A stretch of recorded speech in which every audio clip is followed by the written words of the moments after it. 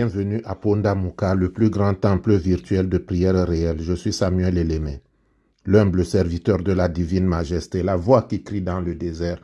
Je vous transmets la paix du Christ. Alléluia.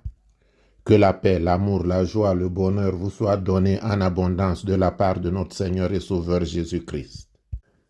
Je veux mon miracle aujourd'hui, aujourd'hui. Mon miracle aujourd'hui, aujourd'hui. Je veux mon miracle aujourd'hui, aujourd'hui. Mon miracle aujourd'hui, aujourd'hui. Bien-aimé, Jésus-Christ a souvent associé les miracles et la foi.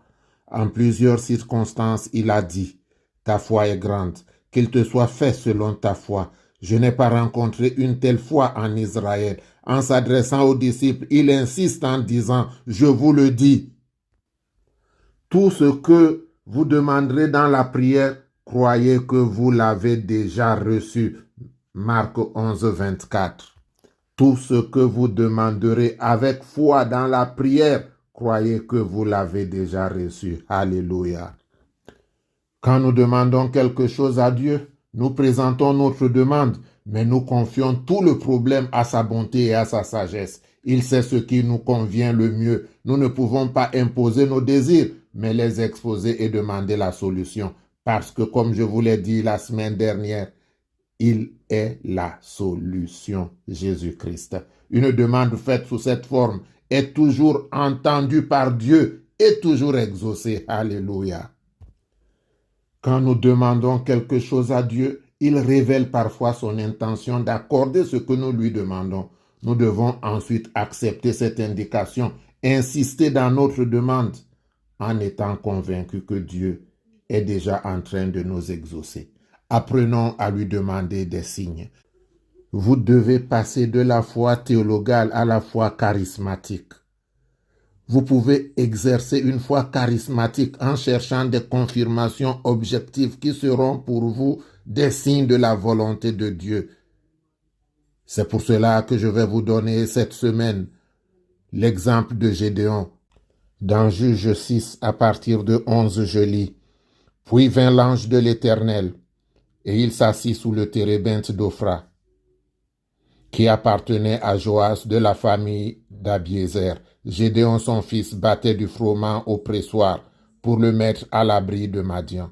L'ange de l'Éternel lui apparut et lui dit, « L'Éternel est avec toi, vaillant héros. » Gédéon lui dit, « Ah, mon Seigneur, si l'Éternel est avec nous, pourquoi toutes ces choses nous sont-elles arrivées?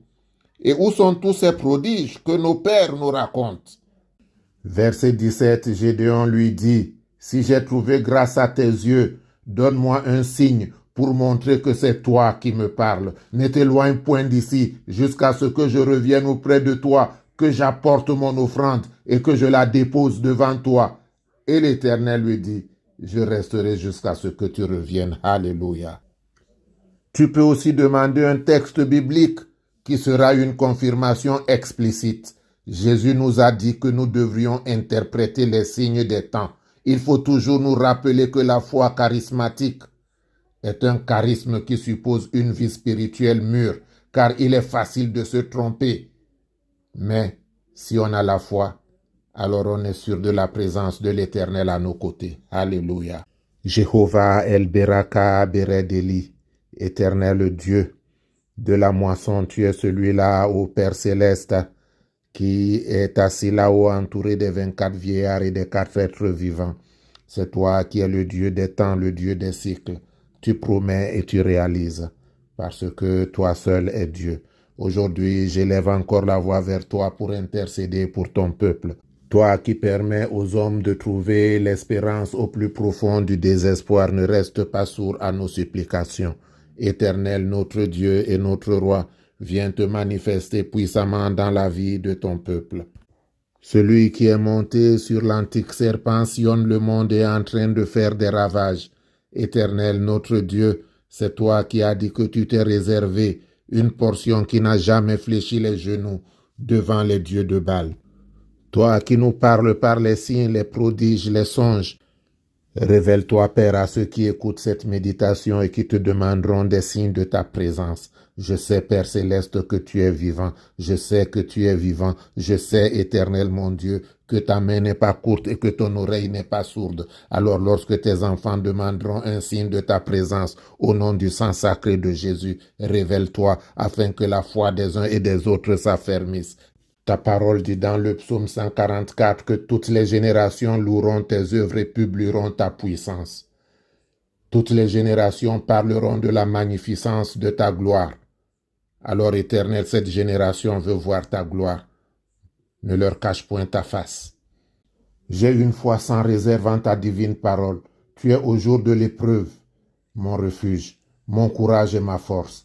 Qu'il en soit ainsi, Éternel, pour ceux-là qui écoutent cette méditation, afin qu'en toi, ils trouvent la consolation.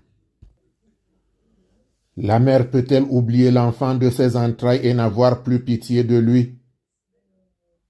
Même si cela arrivait, toi, tu ne le feras pas, parce que tu es Dieu.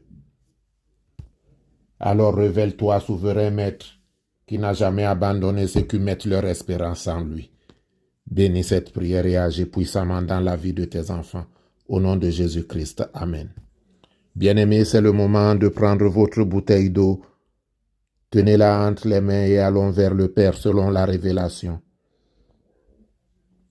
Éternel, notre Dieu, Dieu d'Abraham, d'Isaac, de Jacob, ta parole nous enseigne qu'au commencement, ton esprit se mouvait au-dessus des eaux.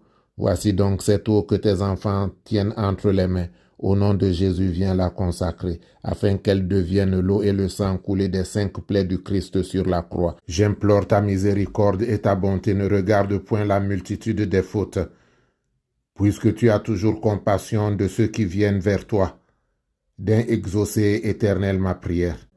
Je prends autorité dans le sang de Jésus pour combattre l'envoûtement. Je prends autorité dans le sang de Jésus pour combattre la maladie. Je prends autorité dans le sang de Jésus pour ordonner la délivrance. Christ roi sauveur, toi qui es omniscient, omnipotent, omniprésent, au nom de ton sang qui a coulé sur le mont Calvaire, agis puissamment maintenant, afin que par la puissance du Saint-Esprit, ton enfant soit délivré. Dieu d'Abraham, d'Isaac, de Jacob, consacre, Père, cette eau pour la gloire de ton nom. Ordonne à l'armée céleste de descendre dans les maisons. Ordonne, Père, à l'armée céleste de descendre dans les maisons. Ordonne à l'armée céleste de combattre le bon combat. Combat contre tout esprit impur. Combat contre les envoûtements. Combat contre la sorcellerie. Combat, ô Éternel, partout où le serpent antique est passé et a laissé des traces dans la vie de tes enfants, dans la demeure de tes enfants. Toi qui es celui-là qui bénit et personne ne peut maudire. Toi qui n'as jamais perdu la moindre bataille, au nom de Jésus, livre le bon combat pour tes enfants, afin, Éternel mon Dieu, que les paralytiques marchent, que les aveugles voient. Toi, tu peux tout cela parce que tu l'as fait par le passé. Viens le faire maintenant parce que tu es la lumière du monde. Que ta lumière inonde les maisons. Que ta lumière inonde les maisons. Que ta lumière inonde les maisons afin que les ténèbres disparaissent. Et que ta victoire sur la croix soit le partage de tes enfants qui écoutent cette méditation. Je te le demande au nom et pour l'amour de mon Seigneur et Sauveur Jésus-Christ. Amen.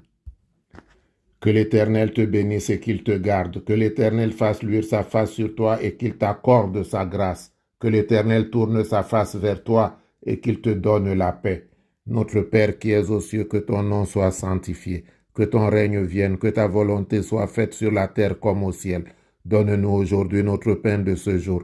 Pardonne-nous nos offenses, comme nous pardonnons aussi à ceux qui nous ont offensés. Et ne nous laisse pas entrer en tentation, mais délivre-nous du mal. Car c'est à toi qu'appartiennent le règne, la puissance, la gloire, pour les siècles des siècles. Amen.